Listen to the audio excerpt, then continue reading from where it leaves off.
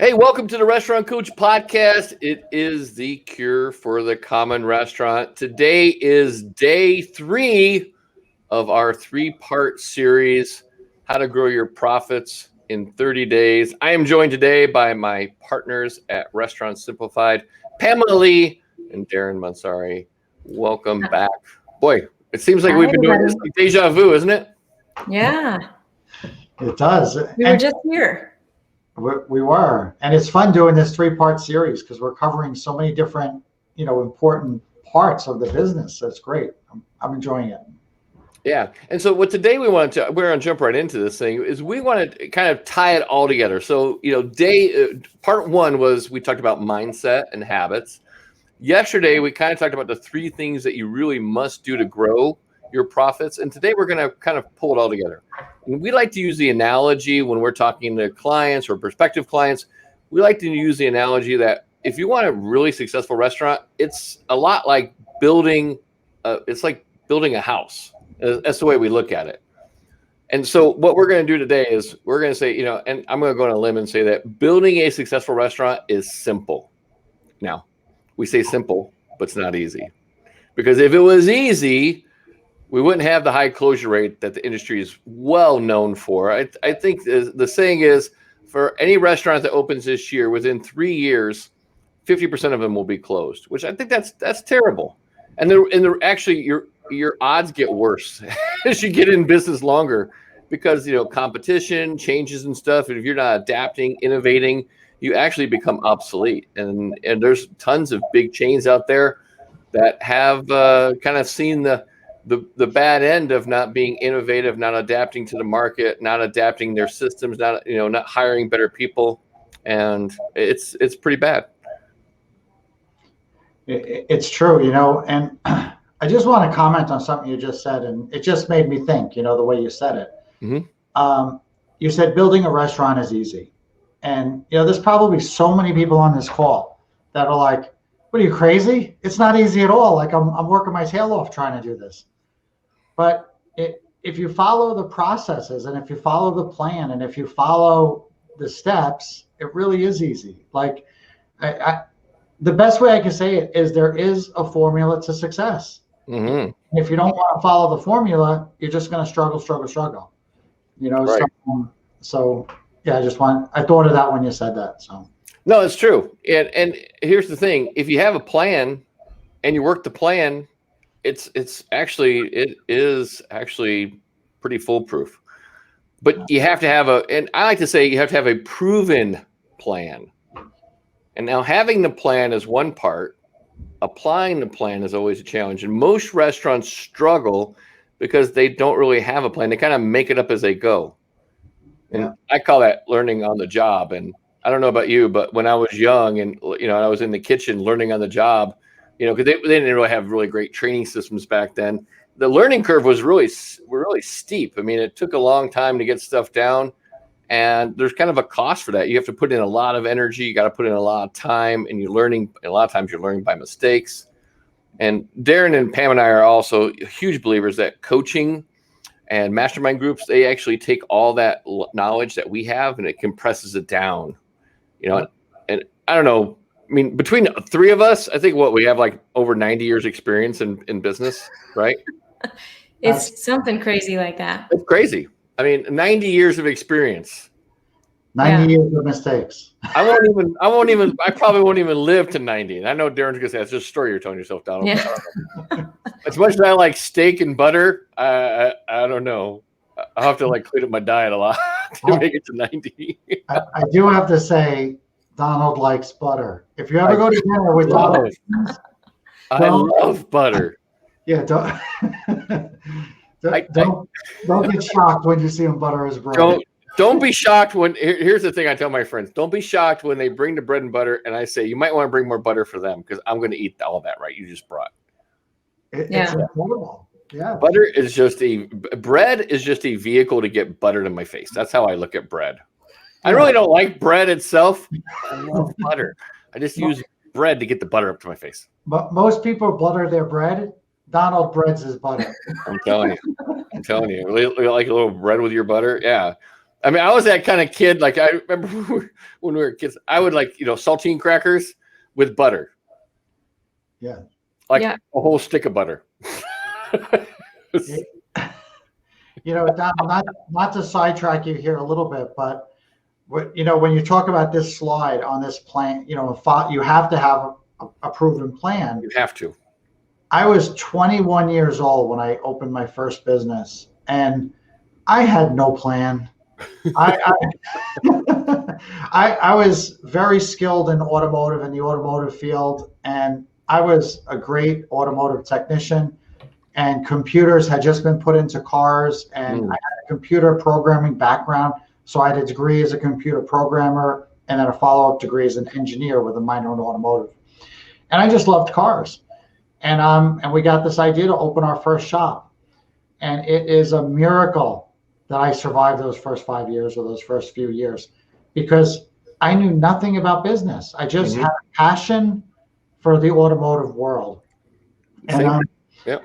And I see that now in the restaurant industry. I see so many good people that have just a passion for cooking, a passion for the culinary arts, a passion for serving people through hospitality, and they open a business, they open a restaurant, and then they struggle for the next 5, 10, 15, 20 years because they don't have exactly what you're showing them here, the plan.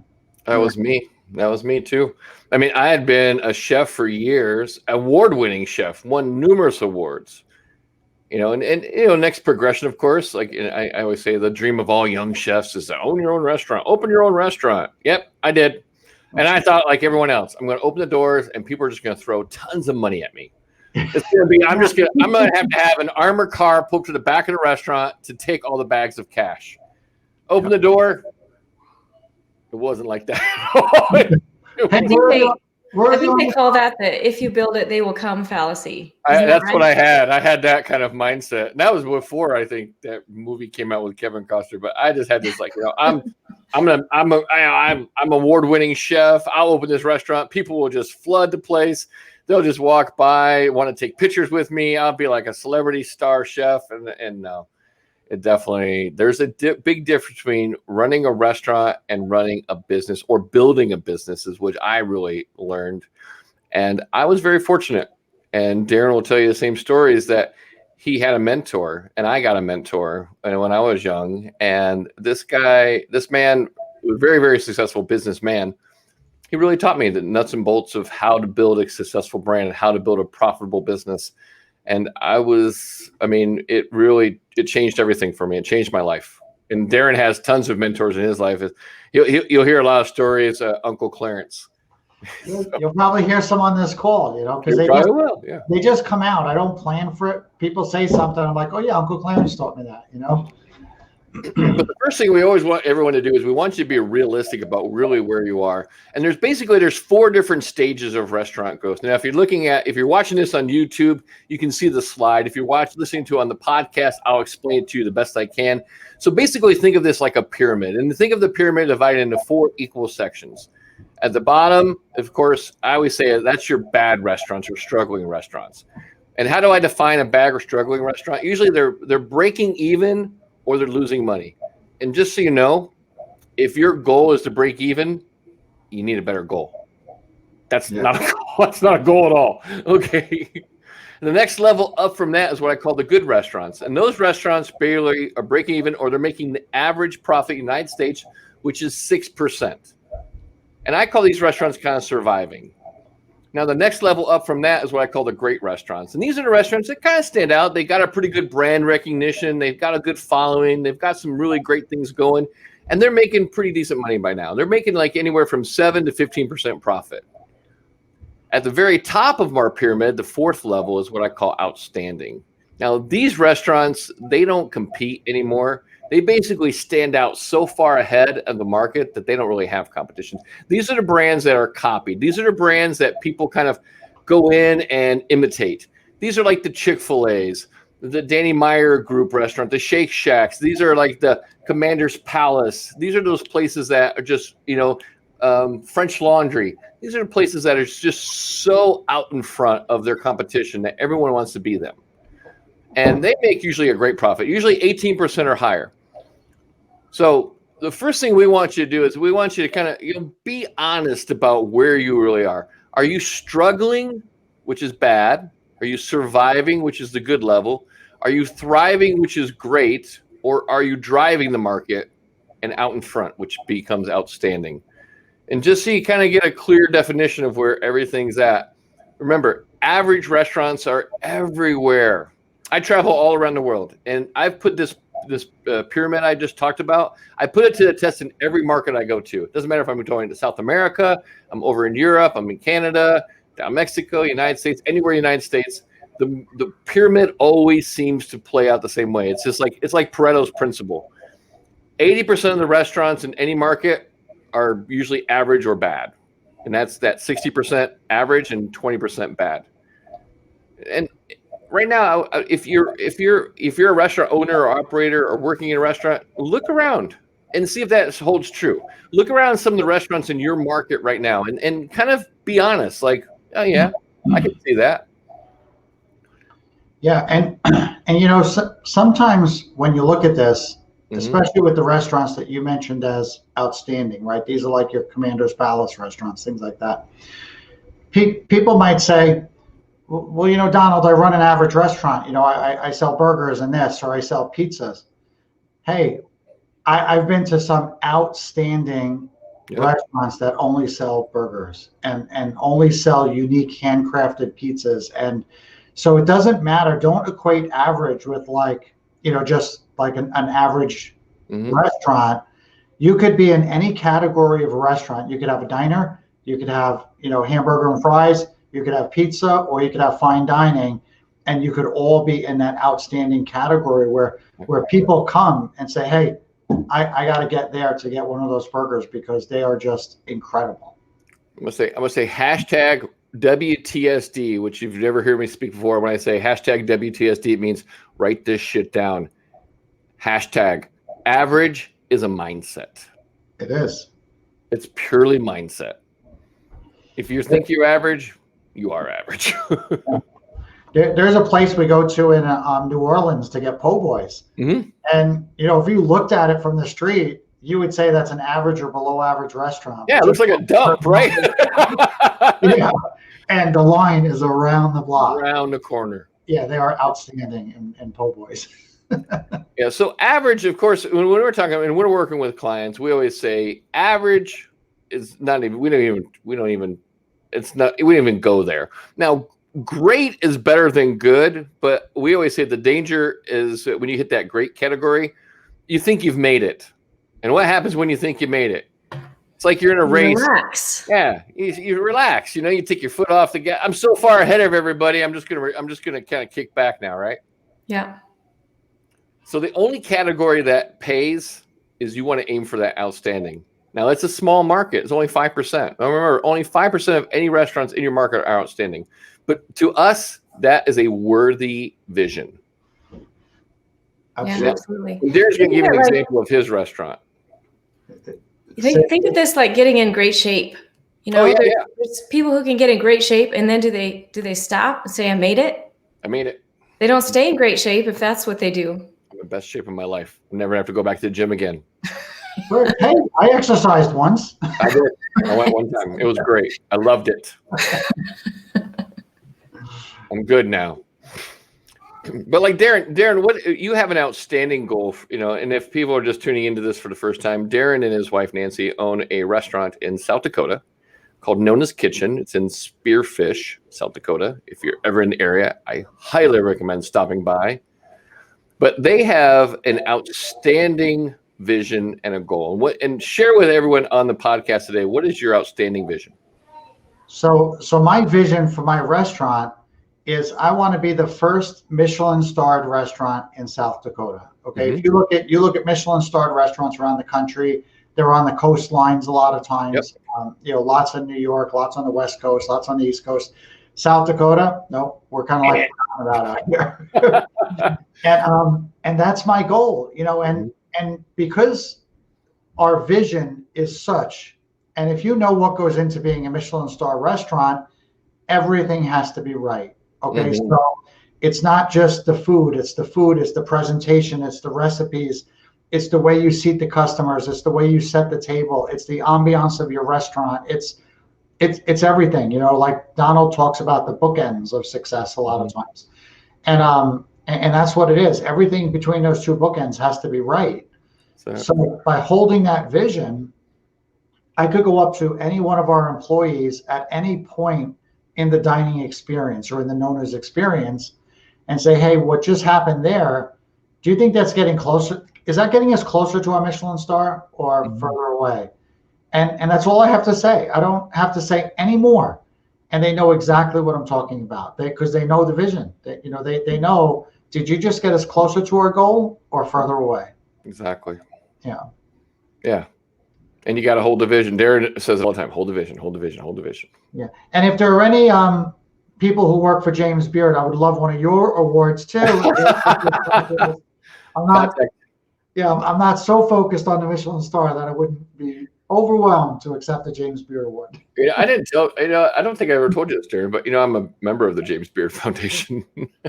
Oh, you are so holding out on me. I was going to say, how come we're just now finding that out? Yeah. Right. I'll get you hooked up, Darren. Okay.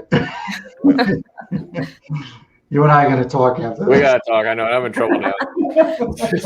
This conversation is going to go offline, and it's not going to be good for Donald. So again, remember I said you have to have a proven path. We like to call what we do is we have it's a 3-phase blueprint. And we kind of call it the 3F system. Okay. Phase 1 is your foundation. Phase 2 is your framework. And phase 3 is furnishings. And I kind of joke that if you fail to follow the first 3 Fs, there's a 4th F that you'll get that you don't want. And we'll just leave it at that. We'll leave it at that.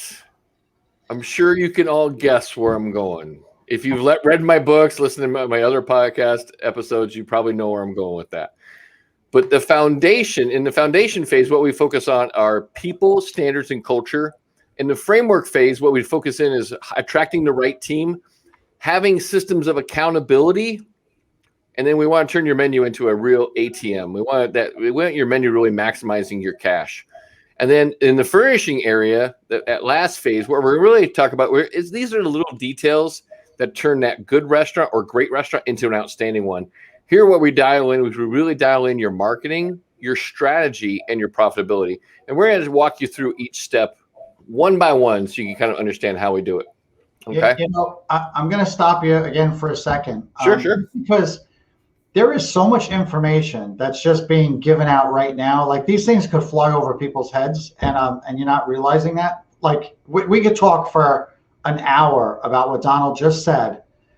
And he equated your menu to an ATM, right? And how many people on this call, just answer it for yourself, obviously, but how do you look at your menu? Like, is this just your recipes? Is this a necessary evil? Is this just your offerings for this season, or this quarter or this year? Maybe you never change your menu. Or do you really look at it as an ATM, as a monetary generator for you? And, we could, like I said, we could unpack that and probably spend an hour just on that. Yep. But just realize that those words are so true. Your menu is an ATM for you. It is, exactly. And this is kind of like our blueprint. This is the Restaurant Success Blueprint. Now, all of my coaching programs follow the same kind of path. And we start you off, if you're looking at this thing, if you're looking at the visual part, we'll start you on the left, which is, again, it's the foundation phase. And each phase, foundation, framework, and furnishings, all has 3 different components to it. So we always start you off with strengths. You got to understand what your strengths are. You got to understand what makes you you, and you understand what am I good at, what am I okay at, and basically what do I suck at. Okay. And the problem with a lot of restaurant owners is that they're trying to do everything. Yeah. I think of this as your differentiators too. It's what are you good at, and how are you different than other people? Hopefully, there's some things that you're good at that some of your competitors are not good at. That's going to make you stand out. Right. And I'll use an example of our Restaurant Simplified team right here. I love content. I love creating content. I love talking. I love, writing, stuff like that. That's what I'm good at. Data, I suck, okay? But Pam is really great at that kind of stuff. Pam's great at going in behind the scenes, looking at the back end of our software, looking at the numbers, looking at our Google Analytics and stuff like that, and knowing what where we need to do this and this to tweak that and stuff like that. And Darren's great at looking at the big picture and saying, we need this here, we need this here, we need that there. I'm not a detail kind of guy. That's just not me. I'm like a big picture kind of vision kind of guy, and Darren's like that guy who kind of. But between the three of us, we all have the components that necessary to move our brand forward. Same thing in your restaurant. Okay. If you're a people person, like Nancy, I'll use Darren and his wife for an example. Nancy's definitely a people person. She loves, but Nancy is so generous with people. She would pretty much give everything away if she could. Just come on in, have a seat at the restaurant, have a seat. Let me go back in the kitchen. I'll make you some stuff. She would basically go back and cook for everybody if she could. That's exactly right. She has that gift. What we call it in business, in a lot of businesses, we just say, "What's your superpower?" Right? Yeah. And are you working in that line? And my wife's superpower is clearly hospitality. Right? That's what she's great at. And it's so funny. I was working late last night. Last night was a late night on Zoom calls, and I'm upstairs from my restaurant and kind of we're over our bakery, right? So we have a bakery next door to our restaurant. Our restaurant's next door and downstairs. And the person I was on the call with Zoom, we were working together, and they could hear my wife laughing downstairs. And she's just like entertaining with the people. And I think this was even after hours, right? And people were just still here. And I got done working last night because I'm just under the gun for some projects, and it was kind of like midnight, and I'm like, okay, I got to go downstairs and see what's going on. And our restaurant closes at 9, right? So just get this in. And there she is with like a whole, like all her friends are there, and they're laughing and they're having meatballs and they're drinking a little bit of wine, and it was just a great time, and even though I was so ready for bed, I was like, I'm ready to go home. I couldn't, because I'm looking at life. I'm looking at these people enjoying themselves, and you can't break that up. You know what I mean? So you join in and you sit there, and it was probably 1 o'clock in the morning or later when I'm like, can we please go home? And the reason Nancy and Darren's business works so well is because it's balanced. You got the passion for serving and cooking like Nancy has, and then you have the business side that Darren is really great at. And so, because like I said, if Nancy had it her way, everyone could just come in a restaurant, sit down, she'd cook for you all day, and just give everything away. She wouldn't charge you because she just loves to cook for people. Darren'd be like, we need to make some money here. We need to pay the bills. We need to pay the rent. We need to pay for the food. We need to pay the staff. All right. So that's where, understanding what you're good at and what you're not good at, and actually being honest with yourself is like, I'm not good at data. That's okay. I'm gonna make you laugh about what you just said, Donald. But we're doing a project for something that Pam is working on, right? This is a passion and nonprofit Pam works with, and we're going to work together on something. And she was on the phone with Nancy. They were discussing this. And I heard Nancy say something like, oh, and we'll do this. And Pam must have said, no, Nancy, you're not focused on the KPIs. Yeah. And Nancy goes, okay. And I'm like, I love you, Pam. Yeah, thank you. Yeah, she said, we just need to cover our costs for the alcohol. And I said, well, what about the food? And I said, you got to cover that too. And she's like, oh, I don't know. And I said, no, you got to cover the food or it's going to screw up your numbers. And I could hear Darren in the background. Thank you. Thank you. Yeah. So the Strengths Workshop is important because we use behavioral assessments. We have some simple ones we have some advanced tools we do, but understanding your strengths is really cool. And then we move into culture. Culture, we find, is the definitive thing that separates the good, the great from the outstanding. Culture is everything. And we're going to take you actually through the recipe on how to create the culture that really will help you get to that outstanding level. Because right now every restaurant has a culture. And it's either two things. It's either by design or by default. And I'm going to say 90% of restaurants have a culture by default. Yeah. You didn't really have any hand in creating the culture. And if you didn't have a hand in creating it, you kind of got Godzilla. It looks like it's a really cute little monster. It's so pretty, but then it's growing up now. And it's eating the city. So, I've done a lot of work for a lot of businesses in different industries too. And there's times where we go in to do some strategic planning and we say, tell us about your culture. And they say, that's a good question. Let's survey the staff and find out what our culture is. Because they have no idea. They have no idea. Certainly didn't craft it. Which that'd be a question for you right now. And you can comment. I know, like on the YouTube channel, you can make comments in the YouTube channel. A lot of times this will be posted on social media. In the podcast, you can make a comment too. Give me 1 or 2 words that define your culture. 1 or 2, 3 words max that define your culture. That tell me about your culture. If you can't do it, you really need to take a hard look at your culture. Yeah. And then the last phase of the foundation part is what we talk about. We look at it's kind of like your standard stabilizers. Most restaurants don't have established standards. They think they do, but they don't really have them. They're usually all up here, all up in your head, and they're not written down. And the first thing we always try to get people to do is get out of your head, get on the paper. So, because that way, when it's out of my head on paper, now I can enforce it and I can discuss it and I can train people about what my standards are. And that's the first phase. That's just foundation. And I know that's a lot, right? So then we move into the framework. And the framework part, we actually, again, we hit 3 areas. We talk about hiring, because who you bring onto your team is probably the most important thing ever. So we're going to show you how to attract, train, and retain top talent. We're going to go into what I call as my restaurant track system, which we're going to give you accountability systems that you can use to hold your team accountable. Now, everyone in the world has some checklist. The problem is that you have the checklist, but you're not using them properly. The restaurant track system helps you kind of get them all set up right way. And then in the menu maximizer, what we're going to do is we're going to take your menu apart.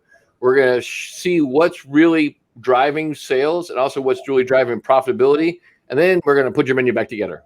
And like Darren mentioned before, you should think of your menu like an ATM. That's exactly what it is. Yeah. And then the final phase, the furnishing, this is where basically, the rubber meets the road. And this is where you really start moving towards that outstanding category. In this category, what we're going to do is we're going to really teach you how to market. And I mean market effectively. All restaurants post on social media. Very few, like less than 5%, actually market. We're going to show you what the difference is between posting and marketing. And then the restaurant map is our monthly tool that we have all our mastermind members go through. I have all my private client members, private coaching clients go through it. It's my monthly map. It's basically going to set you up for success each and every month. Because again, if you don't have a plan, don't follow a plan. You're just showing up hoping that you have a good day. And what do we say about hope, Darren? Hope is, first of all, it makes Donald really mad. Makes me mad. Hope is not a strategy. It's not a strategy. And then the final phase of the furnishing phase of our blueprint is we're going to take you into what we use, and it's one of our. Basically it's the heart of our system, of the Restaurant Simplified system. It's the KPI dashboard. Darren has spent years and years perfecting this thing, and it is. I tell you, when I first saw it, I'm not really a kind of a techie kind of guy, but I fell in love with it. If I could, I love that system so much. It was like, oh my God, this is a game changer for restaurants. And I told Darren, if we can get this thing fine-tuned for restaurants, it would change restaurants forever, because it's an easy to use system. Because I know from being in a restaurant business for so long, there's so many different softwares out there, so many different restaurant management programs out there that you can get a hold of. But they require a degree basically from MIT to be able to implement them. And you got to spend like 3 or 4 hours a day putting in the data. Yep. And then a lot of times they spit out data and you get these numbers and you look at the numbers and go, all right, now what do I do? Right. No one tells you how to fix the data, or what do I take this data? How do I interpret this data and actually turn it into real results? And that's where our program is really, really different, is that we're going to not only give you the tools, but we're also going to hold you kind of to the fire.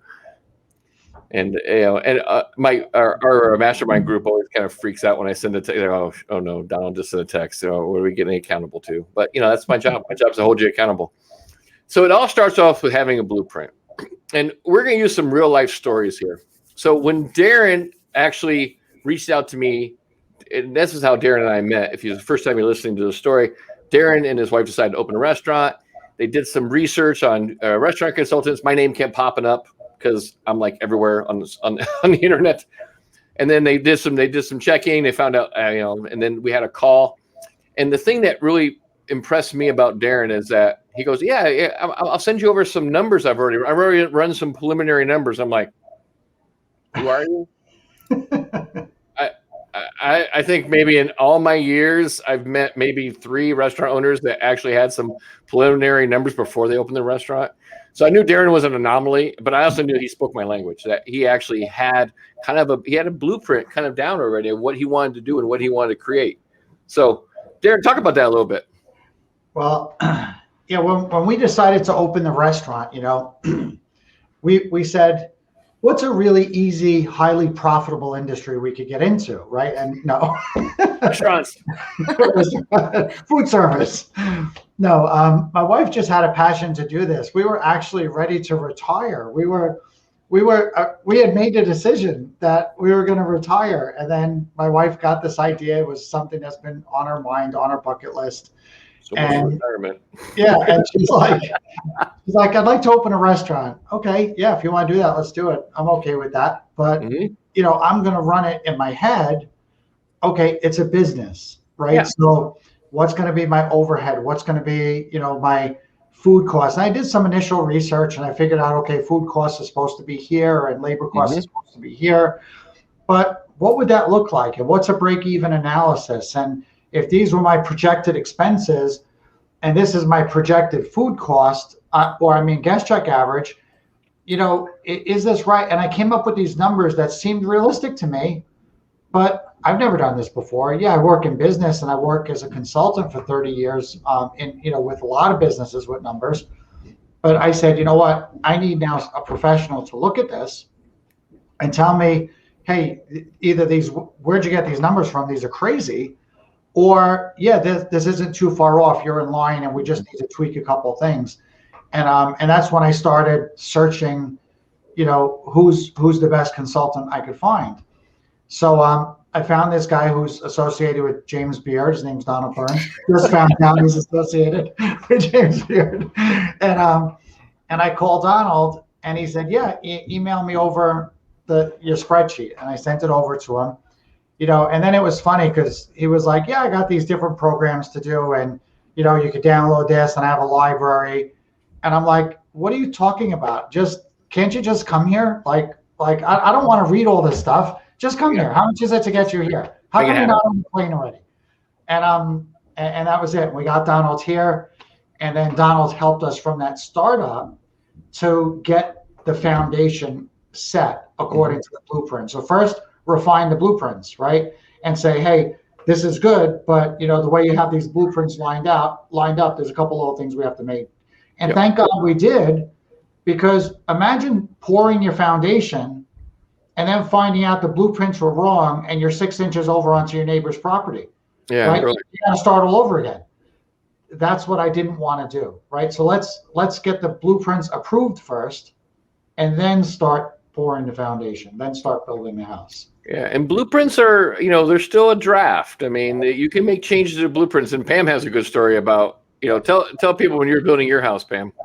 Yeah, actually looking at this picture, and I guess for those who are listening to the podcast, we're looking at a picture of a house. I guess this is a blueprint. Yeah, house blueprint. Yeah, house blueprints. So when we were building our house here in South Dakota, we had the blueprints. We picked out our plan, and we were excited about it, and they laid the foundation.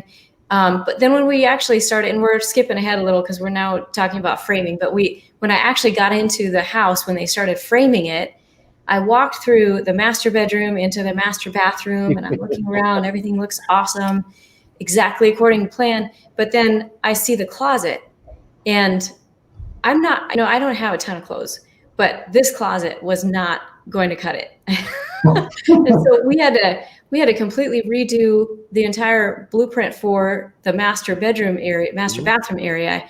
And we had to get rid of the tub and had to move over the shower. And we had to actually build 2 closets because that's the only way it was going to work. So we did have to make an adjustment to the blueprint once we got a little ways into it, but still better that we did it then than after waiting until after the walls were up and everything's painted, and then I realized my clothes don't fit.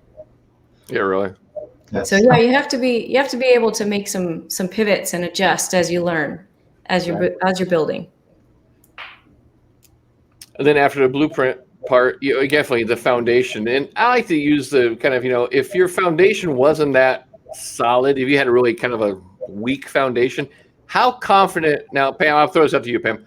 Let's say you hire like Acme foundation specialists, which are, these guys are super cheap. And they come in and they make a foundation for your new house. I know your guys are moving down to Phoenix area. These guys make a really, really cheap foundation, and it's like, oh yeah, it's good. Yeah, it might be a little unstable, but you're good to build on it. How confident would you be building a house on top of that, and then moving your family in there? Well, that's terrible. I'm sure we've all been in a house that has a crack in the basement, right? Nobody wants that. You can imagine the problems it causes. And again, with our own house, we had an issue where in the Black Hills of South Dakota where we live, there's a lot of gypsum, which is a rock that when it can kind of just dissolve. I don't quite understand it. Maybe somebody knows better than I do, but I think when it gets wet, it kind of disappears. That's the bottom line. And so we were building on gypsum, and the engineers come in and they say, you dig down, and they think they're ready to pour the foundation. And then the engineers come back and they do take some boring samples and stuff. Well, they said, you need to dig down a few more feet because the gypsum's not gone and your house is going to sink. And of course, we're not going to say, nah, just go ahead and pour the foundation. We're ready. You dig until you're ready for that foundation to be solid. Yep. Right. And that goes back to, looking at our foundation, we're looking at, your strengths, your culture, and your standards. You don't just like say, oh, I got a couple things in my core values. I got a little bit of my culture, and I got a couple standards. I'm ready to go now. No, you make sure your foundation's solid. And then the framework, this is where a lot of restaurants make the mistake, is that, and when we talk about framework, if you're listening to the podcast, you're looking at a slide here of like a frame of a house. It's framed out. Now, let's say like Darren's come to me and we're building this house, and all of a sudden I tell Darren, like, man, that's a lot of wood. What if I only use half the amount of wood to frame out the house, Darren? I can save us a lot of money. You could. You could save a lot of money framing that house differently, but it's not going to last very long. No. Yeah. And that's where restaurants go wrong, is in the frame area. They start taking what I call shortcuts. Like if you don't have a good hiring system, like if you don't have interview guides, you don't have really great job descriptions, you don't have a training program to onboard people with, and a retention program, you're going to experience high turnover, or you're going to attract the wrong people. If you don't have good systems in place that hold people accountable, they're not going to use the systems. And if your menu hasn't really been, like, how many people do I know, and you, Darren, you know them too, how many people they cost out their menu 2 years ago when they first opened their restaurant, right? I know it. When did you cost out your menu last? Oh, when we opened. When was that? 2 years ago. Oh, prices have gone up, right?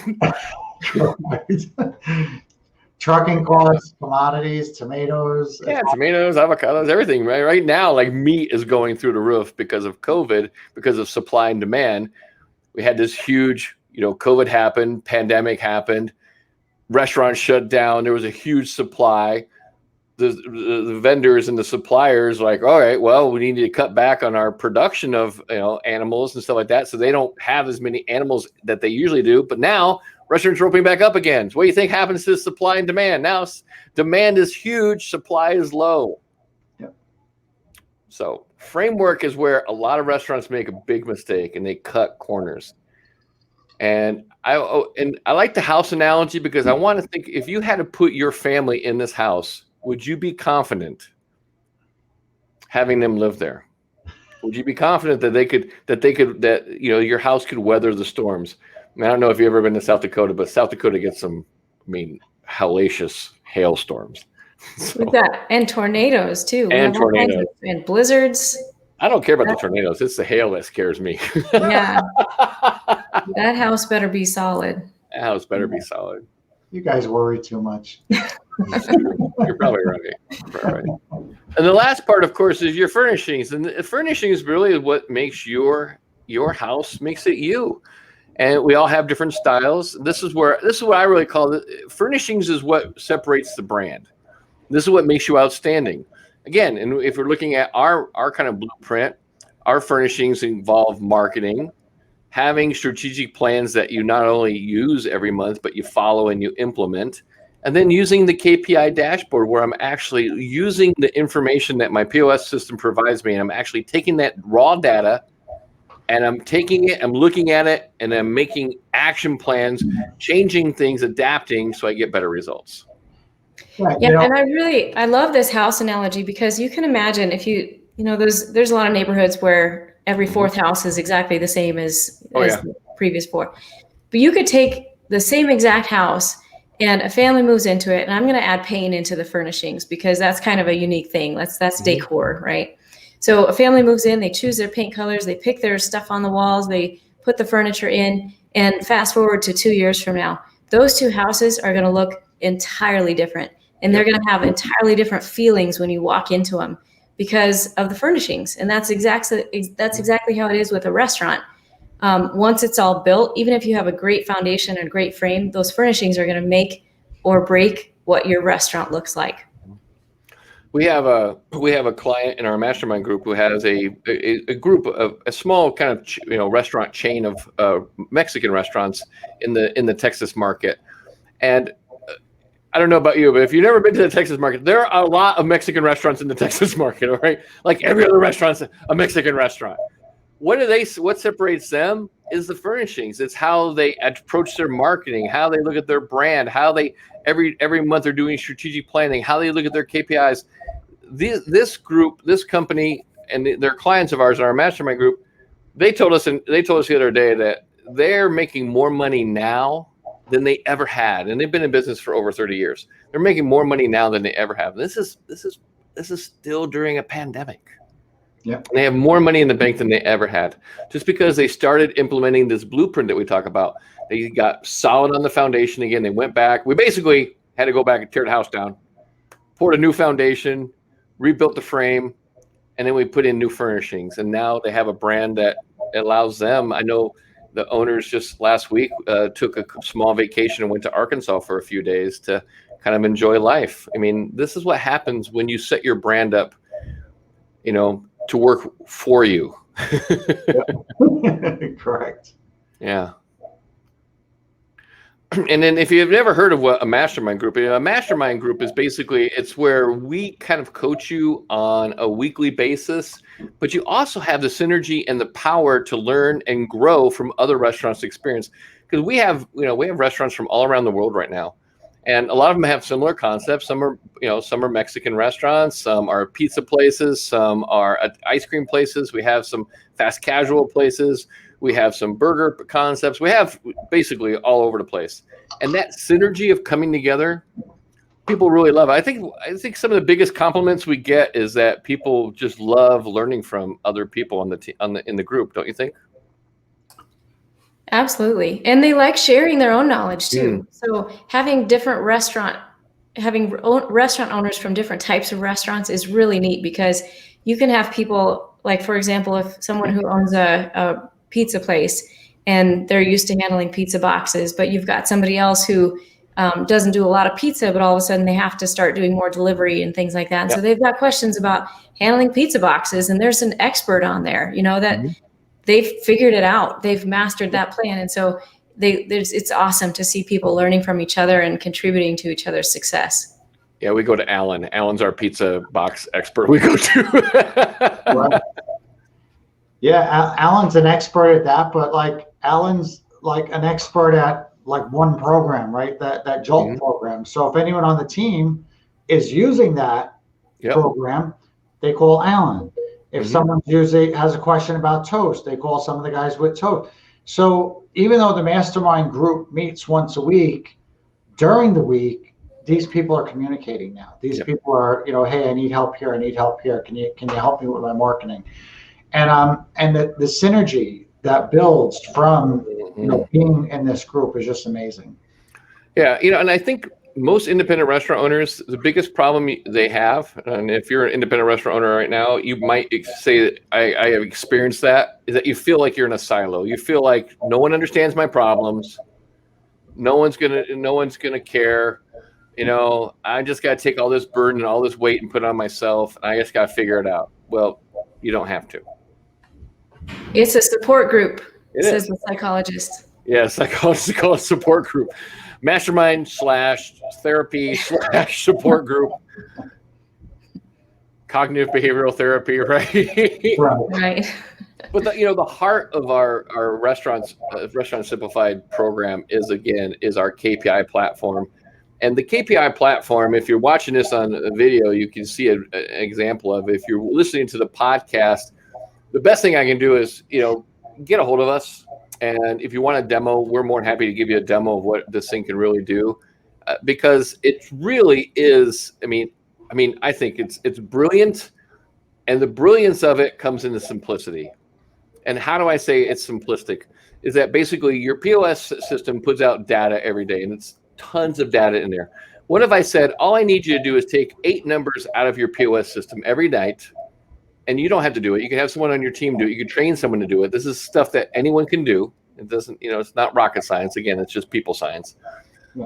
10 minutes a day, you could train someone on your team to take the data at night, put it into the KPI system, and then in the morning, what they do is you log in and you look at this beautiful dashboard, just like in a car. And it tells you, just like gauges in a car, it's got different color coding, and it tells you, where am I? Am I doing good? Am I doing bad? What do I need to work on? And then what our members do is that they look at their dashboard every morning, they make a new habit, and then now they have an action plan for the day. Like if Darren has a restaurant and they use the KPI platform, let's say Brooke comes in, and let's say you've been running a guest check average of, $32 the last week. But she comes in and she notices that, today the guest check average is down to like 29. Yeah. So she knows something's wrong. And, yep. and that's the next phase of this. It's one thing to know the KPI. It's another thing to know what affects the KPI and what influences the KPI. We're so transparent with our staff that everybody is looking at this now. Mm-hmm. Right. So like I came into the restaurant just a little while ago, just before this podcast. And, we're already through our lunch shift and things like that. And I said to one of the servers, and it's not even one of the managers, it's one of the servers. I go, how was lunch? Oh, it was a pretty good lunch. We did. And she knew the numbers, and we had this as a GCA. And this is a server rattling off these KPIs to me. See, because I have everybody involved. Mm-hmm. But last night, I was sitting at the bar, and I was sitting next to one of my friends, and he has been in the industry for 20 years with the same restaurant. It's a corporate restaurant across America. Okay, so it's a chain restaurant across America. And when Pam made the comment to my wife on the phone, I said, "Thank you, Pam," and the letters KPI came up, and he goes, "What are KPIs?" And now he's been running a restaurant as a general manager for 20+ years. And I said, oh, they're key performance indicators. And we started talking about them. And in his restaurant chain, they do use KPIs, but they don't call them that. But very, very limited, And when we started talking, now this turned into an hour conversation with me and him. But he really didn't have a good understanding of a couple things here and there. But yet you're running, not just you personally, if they're not teaching you this on the corporate level, they're not teaching all their restaurants this on the corporate level. And if this is your first call that you're making with us right now, you're listening, mm-hmm. Go back and listen to the second one, where Donald tried to drive his car without a dashboard. Yeah, it sucked. And it didn't work out so good for him. Nope. But this is how people are running their businesses. They're running their businesses without a dashboard. And even if they're looking at the gauge, they're not understanding what are the influencing factors that affect that gauge. And if I try this, is it going to hinder another gauge, right? So it's really understanding the KPIs. That's what this tries to do for you. It tries to give you an indication of where everything is, and then we help you understand the influencing factors on how to make that better. Right. And that's where the mastermind coaching comes in handy, is that we help you learn how to improve all your KPIs. Yeah, it's not a lot different than learning to drive a car. So you've got to learn what all those lights and colors and everything on the dashboard mean. Like what does that mean when the light comes on and that says, the gas indicator? Well, that means you're out of fuel. Right. And what are you supposed to do about that so that light goes away? You got to go fill up with gas. That's what the dashboard is. Sometimes it'll go into the yellow or go into the red. What does that mean? Why did it do that? And then what do you do about that to fix it? That's exactly right. And then there's influencing factors like, Pam will remember this story, but what would happen if you went to fill up your car with gas, and then now I get to the gas pumps and there's 5 different choices of gas. There's 85, there's regular, there's high test, there's diesel. What if you put the wrong gas in? How does that influence the way your car runs? Is it even gonna run? Right? So you want to be careful about when you're making changes, make sure you speak to someone that could give you that answer. Exactly. That's exactly right. If I have 2 lights that come on at the same time in my car, if the check engine light comes on and I don't know, what's another one? I can't even think of another light. Darren, what else would come on? Tire pressure, low tire. Yeah. If I have 2 things that come on at the same time, I'm going to go, I'm calling Darren. I don't know. I don't know what to do. I'm going to mess something up. I need help. Don't feel bad, Pam. When my lights go off, I call Darren too. Darren's getting calls from everybody. Yes. Now what would happen? Now I could ask this to the both of you. What would happen if, that first light came on, and then that second light came on, and then maybe a third light came on, but you didn't even know those lights were on because you had the towel over the dashboard, or you weren't paying attention to your dashboard? You think your car would keep running very long? No. Yeah, or if you're only watching one of those lights, but it's actually being affected by something that's a different light coming on. Exactly. And then things get worse and worse. The problem compounds. More lights will start coming on. Right. And this is what happens in business, not only in the restaurant industry, but in many, many industries. Mm-hmm. But especially in the restaurant industry, people aren't looking at the lights because they just, they finished a week. We had a good week. Look, the check account's up a little bit. Life is good. We got money this week. Yes. and you're not paying attention to that, and I'm not saying that derogatory. Just it's your superpower is in running your restaurant. Your superpower is maybe as a cook. Maybe it's like my wife in hospitality, right? If my wife was running the restaurant without me, she doesn't look at KPIs. She doesn't look at the dashboard. She just wants to cook and feed you. She's just happy when your mouth is smiling and your belly is full. My wife is happy. That's true. That is true. I've been to your house and I've had Nancy cook for me at your house. Is she happy? If you're happy and eating, she's happy. Yes, and I look at the same table. I look at the same people. And I'm like, if my food cost was right, and my food was right, I'm happy. That's it. I mean, I want them smiling, and they're smiling, right? They have to be smiling, and my pocketbook has to be smiling, and then we're good. So I put up now. If you're listening to the podcast, you can't see this, but it's a picture. It's a picture, almost like a postcard, and it's a couple laying on this beautiful white sandy beach with the beautiful blue ocean back behind them, and the postcard says, "You wouldn't think they're running their restaurant from here, but they are." And this was inspired by something Darren had as an example, as a story that happened to him when he had his automotive restaurants.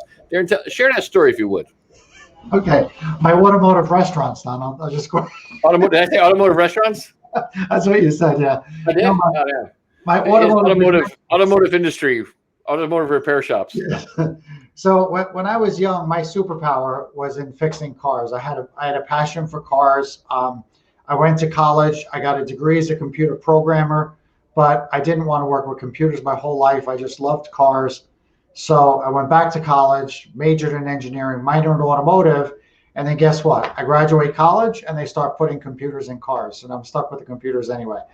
So I started my own business. And I knew nothing about business, right? My superpower was in my passion, right? Which was cars. And I was working, I mean, Donald, if I worked a 12-hour day, that was half a day for me. That was a part-time job. I was working, 16, 18-hour days, 6 and 7 days a week, trying to fit in life with my wife and my kids as much as I possibly could. But I had all this responsibility with the business on top of my shoulders. And it was, you just couldn't get away. Like, I know you've seen an analogy of a ball and chain. Yep. This was like a boulder on my back. This was like, I'm never going to get out from under this pressure. And then all of a sudden, I get this postcard in the mail. And this is back before internet. Like now you'll see it on Instagram, right? Right. But there was an industry, right? And a mailman used to come in and actually bring the mail in. And and here's this postcard. And it was two people on a beach. And it would say, is this any way to run a repair shop? And then it would say, we think so. And that was so foreign from anything my brain could comprehend. I was like, there's just no way. What are they talking about? Like, this is impossible. Yeah, it's not possible. And that, plus a few other things that happened in my life started me looking at key performance indicators. And back then I didn't even know they were called key performance indicators. Mm-hmm. I just wanted to know, where's the profit coming from? Right. What are the different revenue centers in my business that are really driving that profitability into my bank? And then I did a deep dive into key performance metrics. And next thing you know, 2 or 3 years later, we moved to Florida. I have 3 repair shops in upstate New York. I have 80 to 100 employees working in them. And once a month, I got in my own plane and I would fly up there. I'm a pilot. I own my own airplane. And I would make unannounced visits. Hey, how's everything going? And then I would go back home for a month again. And I'm coaching baseball teams and I'm on the beach like these people and running my businesses instead of working in my business. Now, I transitioned from having a job to being a business owner. Right. Which, and I'm going to throw out there for anyone listening to this podcast or watching the YouTube video, have you ever felt like that too? You ever felt like, it's impossible? I have to be here. I have to be, I'm the glue that holds it all together. No one understands that there's no way I could ever get free from my restaurant. What's Darren always say, Pam? It's a story you're telling yourself. Exactly. It is. It's a complete story you're telling yourself. Right now, I own multiple businesses, and I don't really work in any of them except the ones that we're starting up right now. You like startup businesses. Yeah, as an owner, you have to come in and you have to do that initial work to get that foundation right, mm-hmm. to get those blueprints right, to get everything up and running, get the systems and processes in place. But once it's running, then you step back, right? And you just become a thinker, a planner, someone who's going to steer the ship, not drive the ship. And right now, you and Nancy have a very highly profitable restaurant. And what are you doing next week? Monday morning, I'm headed back to Florida. I'll be in Florida for almost a couple of weeks. And then from Florida, I'm going to this restaurant summit over in Scottsdale. I'll let you tell them about that, but I'll be over there at this restaurant. And then I won't be back here till the end of the month. So I'll be leaving tomorrow. I'll be back, I think, on the 28th or the 29th. And we have a great staff that's going to, run this restaurant perfect while my wife and I are here. While we're not here. And even while I am here, I'm here today in my restaurant, but I'm here with you on the podcast, right? Mm-hmm. And if people say to me, hey, Darren, can you do this? Or I need you to do that. Or what do I say to them? I don't work here. I don't work here. Why are you asking me? Why are you asking me? Yes. Because that's true. And here's the thing too, is like, but Darren, when you're down in Florida, are you looking at your KPI dashboard? Yes, every day, right? And then are you coaching and training and working with your team to keep them on track while you're gone? Yes, and that's really important what you just said, Donald, because if I look at my KPI dashboard and something's not right, mm-hmm. I don't call the restaurant and say, hey, you got to do this, you got to do this. I call Brooke, right? Yeah. And Brooke runs our restaurant for us. She's one of our partners. and I say, hey, Brooke, this KPI was off a little bit. Our rev pass was a little bit down, or, our GCA is a little bit down. Why do you think that is? And even if I know the answer, I won't tell her. Right. I want to challenge her thinking because I don't want to be the only one to interpret the KPIs. No. I need to let them do that. Otherwise, what do I have? I have a job again. Yep. Right. Then Darren's job becomes, oh, well, Darren interprets the KPIs. Darren's a problem solver. Yes, Darren doesn't do any of this stuff, right? Yep. I just teach other people how to do it. And that's one of the biggest mistakes I think a lot of independent restaurant owners make, is that they become the problem solvers. If you do not teach your team how to solve problems, you have a job being the problem solver. Correct. So right now, what we want to do is, if we want to invite you to try out our Restaurant Simplified Mastermind group for free. And we say it's risk-free because you can try it out for free for 30 days. And here's the thing, jump in, sign up, take action, do something today that your future self is going to be proud of. Take some action, sign up, try it out for 30 days. I'm going to tell you, if you don't like it, quit. Yeah. But we have a very high retention rate because Darren and Pamela and we're all committed to providing more value than you ever imagined. We want you to have the restaurant that you want. We want you to have the life you deserve. It's actually part of our tagline. And we will do whatever we need to do to make sure that we help you get there. Absolutely. And if you're listening to this podcast today and you took anything away, right? Just one nugget of something that you learned, imagine what you'd learn spending 30 days with us. Oh yeah. Because this podcast is fun. Like we didn't even really plan this. Donald called and said, hey, could we interview you for a podcast, you and Pam? Yeah, absolutely. Mm-hmm. And we didn't really go over the questions. We're sitting here having a good time. Yep.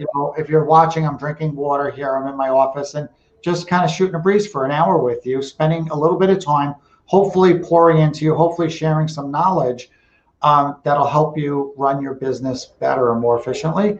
But imagine if you jumped into our program for 30 days where that's our focus, is to teach you and give you a framework. It would be like chalk and cheese, right?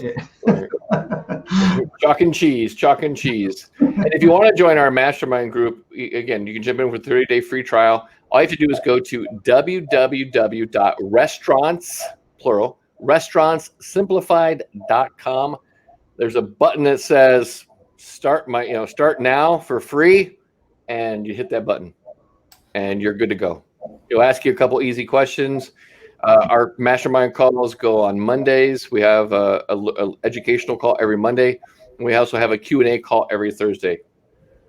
Where a lot of restaurant mastermind groups, there's a lot of different mastermind groups out there. Most of them only meet on a bi-weekly basis. They meet every 2 weeks. We think that's not enough. We want you to get the restaurant you want as fast as we can. So we kind of amp it up and we do mastermind calls every week. Now what happens? Go ahead, Pam.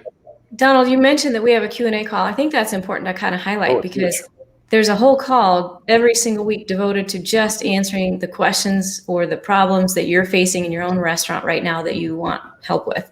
So yes, there's teaching and there's, you'll learn a lot, you'll improve your restaurant, but you'll also have the chance to say, this is my problem, help me with this. Mm-hmm. Exactly. And this is the mastermind group that I run. I mean, I have some other coaching programs that I offer more on a private coaching and team coaching level. But I decided, for as far as a mastermind group, this is the only, if you want to do a mastermind group with me, this is the mastermind group I do. And it's with Restaurant Simplified. It's the only mastermind group I do because you know why? It's the most effective group I've ever been in. And working with Darren and Pam really has escalated, I think, the value that we bring to the mastermind group. So if you're ever say I've heard about restaurant mastermind groups, this is the restaurant mastermind group that I'm telling you right now, you want to jump in. And you want to jump in and you want to do it today. It's pretty easy. Just go to www.restaurantsimplified.com.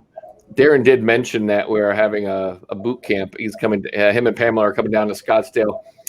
And we do this every quarter. So we're doing one in April. It's a live 2-day workshop. I'm going to give you a fair warning about my workshops. Pamela likes a little more breaks. I'm more of an immersion. I'm going to keep you there captive for like 6 hours, and I'll let you use the bathroom if you maybe. Pam and I are going to pop in and out. Yeah, but you're an adult. If you need to go, get up and go. I mean, I thought about issuing adult diapers, but then Pam thought that was like over the top, and we couldn't do that. And there was some kind of HIPAA, requirement against that, so I couldn't really legally make people wear adult diapers and keep them there all day. So we're gonna actually you'll be able to get some breaks. We'll actually stop for lunch. We'll let you take some time to eat, but it goes April 25th, April 26th. That's the one that we're doing this month in Scottsdale. The boot camp I had one person the other day cancel. I've got 2 seats left.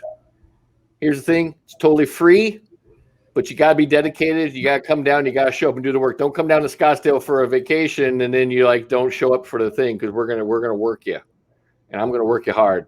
So if you're interested in getting into the restaurant owner boot camp, again, it's free for qualified restaurants. Email me at donald@therestaurantcoach.com, and I'll be more than happy to send you the application. We're just going to look over it, make sure it's a good fit for you. We want restaurants that are established. You have to be up and running. That's kind of one of the requirements. If you're just planning a restaurant, this probably isn't a good thing, because we're going to really kind of take you deep down into the 8 driving forces of restaurant success, and it will really only work for you if you already have a restaurant up and running. So if you're thinking about opening a restaurant, you can call us or email us, and we're more happy to talk about that on a different program. But I want to say thanks so much for being here today. Yeah. This was fun. It's been a great 3 days now. It really has. Yeah. We've done this for 3 days in a row. So if this is the first time you're tuning in, go back and watch episode 1, episode 2.